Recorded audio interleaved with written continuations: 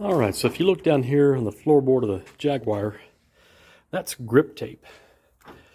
It comes in a roll like this. You can buy it on Amazon. I'll put a link down below. But you want it in your race car for the floor pan underneath the driver. In a race condition, especially if it's raining and you got to switch drivers, you go to get in and the driver slips and lands right there and hurts himself in a place you don't want to get hurt. Grip tape works even when it's raining. You want a nice clean floor. You can see I just painted this floor because it was rusty and dusty. I painted it, put grip tape down so that I can have some traction getting in and out.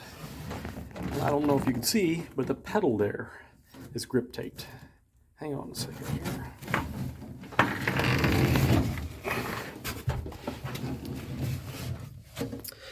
Now, if you look at some of these, you go to a car show and look at some of these imports and other cars, people are doing racy stuff with. And, I remember when I was first getting into cars, people were putting pedal kits on their cars. There was these big goofy race things with teeth on them so that you could put your feet on the pedal and they grip.